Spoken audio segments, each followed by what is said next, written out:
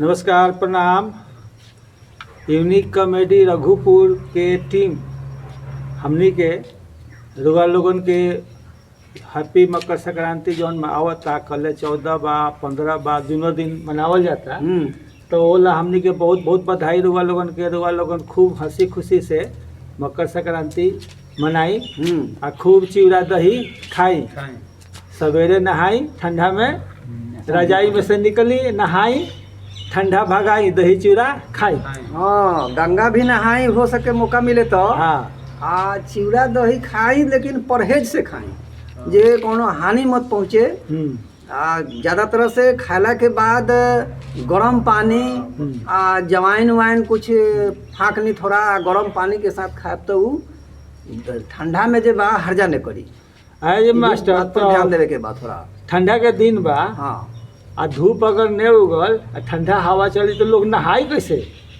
तो भगवान की कृपा से अब जेकरा अब मान के बीमारी बा परहेज नहीं खे गरम पानी से नहा ली।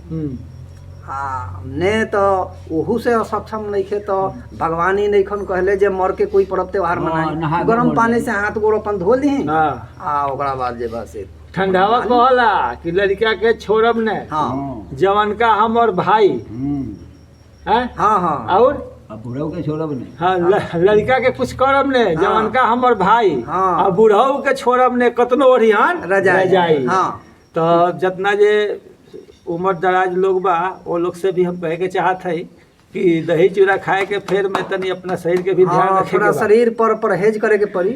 जवान बात ओकरा तो कोनो बात नहीं खे, लेकिन ओकरो जे बा से सावधानिये से करे के बा। खाए भी तो सावधानिये से जितना शरीर पचा सके, सक्षम हो सके। अब गोलू जी तू कुछ बतावा जे हाँ, तोरा नजर में कैसे संक्रांत मने? अपन विचार कुछ अपनो विचार दे में जे संक्रांत में कौना हिसाब से चिवड़ा खइबो।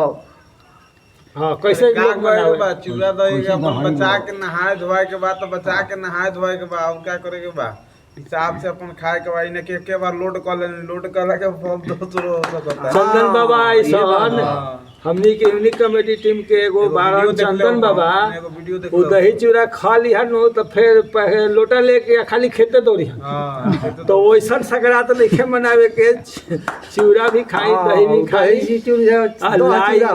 लाई तनी हिसाब से खाई नहीं तो पेट सीधा कर देवला तो लोटा लेके खेते में दौड़े के पड़ी। चंदन बाबा जैसे दौड़लन। हाँ, तो ये सब नहीं होए के चाहिए। बढ़िया से संक्रांत सावधानी से खुशी खुशी से रहुआ लोग संक्रांत भी मनाई आ कोनो ऐसा परेशानी में मत पड़ी। हाँ, तो एगो और बात बा, हमनी के जो कॉमेडी होता तो हमनी के कॉमेडी पर ज्यादा अश्लील नहीं खे, अश्लील है नहीं खे, ज्यादा का है नहीं खे। यही से लोग बुझाता जे देखे वाला कम देखता। ये लोग के जानत रह हम एक आदमी से पूछा नहीं जे आखिर के इसे कारण का बात कहता कि कुछो ने रुआ लोग रसमलाई नहीं खियावत यही से लोग नहीं खे देखत रसमलाई। देखिए में एगो और बात बा, अब रसमलाई के जहाँ तक बात बा तो ये सब तो समाज में बा, लेकिन कुछ ऐसा भी होए के चाहिए। तो सभे यही में भिड़ल बा सारा दुनिया, लेकिन कुछ ऐसा भी होए के चाहिए जे कॉमेडी के माध्यम से समाज के शिक्षा होए के जाए के चाहिए। जौना से कि अब हमनी के सिंपल ऐसे रखले हैं जे एक साथ बैठ के सब परिवार बेटा बेटी पोता पोती सभे देख सके। तो हमनी के तो वही ख्याल से रख ले। तो ये चीज के थोड़ा समझे के पड़ी। ये हर तरह के कॉमेडी में होला, लेकिन कुछ शिक्षा लेके भी चले के चाहिए आदमी के। अब मान लें कि हमनी के ही काम करे लागब तो आगे वाला लोग ये कही हैं जे अरे तो कॉमेडी से होते ही तो हमनी के करते हैं तो का दिक्कत बा, हमनी को अश्लील बोलो। लोग तो जितना अश्लील देवे के कोशिश करता, लोग ओकरा के व्यू बढ़ावता कि भाई हम व्यू बा, ओकरा जब व्यू मिलता तो और अश्लील पर अश्लील शब्द के इस्तेमाल करता। जौन चीज नहीं होए के चाहिए तो चीज बोलल जाता, उन्हें देखावल जाता। हाँ, तो समाज के संतुलन यही से गड़बड़ाता, समाज जे बा से यही से गड़बड़ायल जाता। लेकिन हमनी के यूनिक कॉमेडी रघुपुर के जौन चैनल बा यूट्यूब वाला ऊपर हमनी के अभी तक इस चीज़ के सामने नहीं रखत लोग के।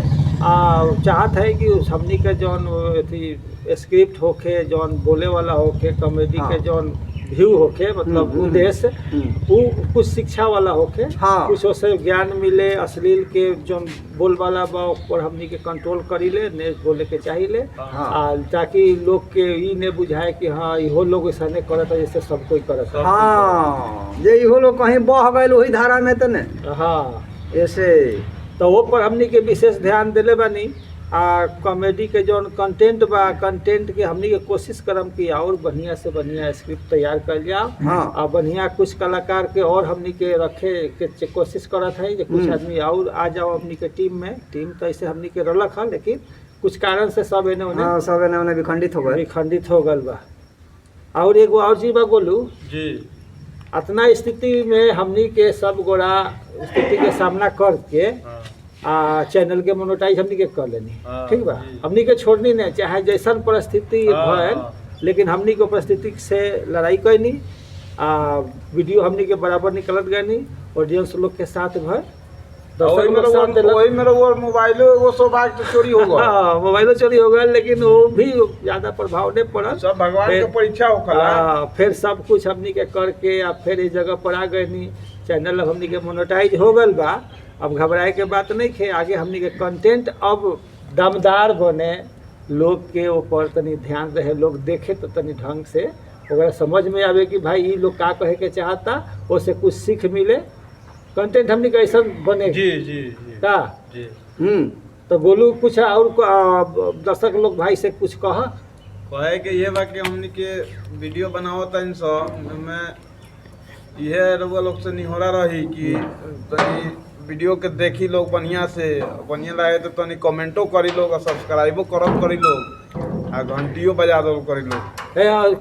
कमेंट वाला नु बा, देखा लाइक का कमेंट ऐसा चीज बनू जो दुनिया में जितना यहाँ अपना अपना एरिया में जी जी भोजपुरी भाषा में खास करके लोग खाली क्या करी कि मोबाइल खोल यूट्यूब खोल दी हाँ। खोल के सामने आ गए ओकरा के देख ली आ देखला के बाद ओकरा के फिर स्क्रॉल कर दी, मतलब ऊपर बढ़ा दी। हाँ। लेकिन वो भुला जाला कि हम एकरा के लाइको करी चाहे कुछ कमेंट भी हाँ, देखी। तो हालांकि ऐसे कोनो जो विशेष प्रभाव नहीं पड़े, लेकिन एगो जौन जे हाँ जे क्रिएटर बा वीडियो बनावे वाला बा ओकर उत्साह बढ़ला कि हाँ हम जौन वीडियो देखनी ओकरा के लोग देखलक, आ जब देख लेलक तब न कुछ लिखलक। हाँ, तो और ओकर उत्साह बढ़ला। और कॉमेडी के चाहे कोनो चीज में अगर वो वीडियो बनावता तो और ढंग से बनला। का तो हमनी के ये कहे के चाहत है कि मकर संक्रांति बा बिहान 14 के मनाली लोगन दही लाई जौन भी बा नहा के चंदन बुआ तो हमने भी हाला कहले हन कि 15 के मनी जी नए 14 बा 15 हो बा कहीं कहीं 15 बा दोनों दिन होई। तो जेकरा जब अथी बा पंडित जी वहाँ के कहलन कि आज हमनी के गांव में मनी तो मनावता अब समय के आगे पीछे होत रहल। हाँ, तिथि के 22 साल बाद सुने में आला कि 14 तारीख के मनावल जाता है ये संक्रांत। हाँ, तो 14 के बाद अभी हमनी के जहाँ ड्यूटी करत है नु वहाँ के पूरा पंडित जी लोग जो गाँव बा पंडित के गाँव बा वहाँ तो वो लोग बिहार नहीं मनाओ, तो लोग सोमवार के अथी बुध के मंगर के। हाँ, हर 70 साल पर चेंज हो जाला। हाँ। 15 के 15 होत रहलक। अब बीच में कहीं तिथि के त्रुटि आवला तो वो में 14 के हो जाई, लेकिन हर 70 साल पहले 14 के 14 होत रहलक। हाँ हाँ ठीक बा।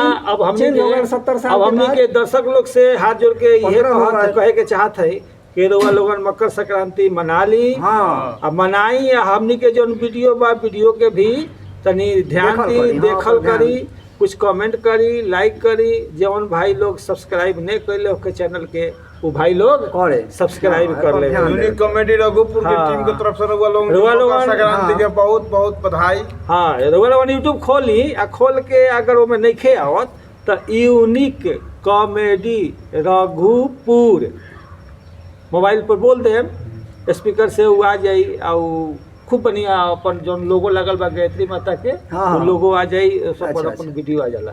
कहीं दिक्कत नहीं है, वो वीडियो के रुआ लोग देखी। आ एगो और चीज बा, एगो और हमनी के चैनल शुरू कैले है ऊपर भाई 267 के आसपास में सब्सक्राइबर बा। वो इंटरटेनमेंट मतलब वो पर हमनी के शॉर्ट वीडियो भी निकाल वीडियो सकत है, अच्छा, कॉमेडी भी निकाल सकत है। हाँ। कोई कलाकार बा वो अगर अच्छा गावत है तो ओकर गीत भी हमनी के लोग के मनोरंजन करेला हाँ। वो निकाल सकत है। हाँ। तो वह एगो चैनल बा जौना के रुआ लोगन मिस मत करब, वहू चैनल के ध्यान दी, ओकरो के बढ़ावा दी, सब्सक्राइब ओकरो के कल जाए हाँ। और वहू पर हमनी के वीडियो एक से एक हाँ। वीडियो निकालब। तो अंत में हमनी के लास्ट में का कल जाओ, दर्शक लोग से हाथ जोड़ के हाँ, प्रणाम, हमनी का नमस्कार। नमस्कार। ठीक बा।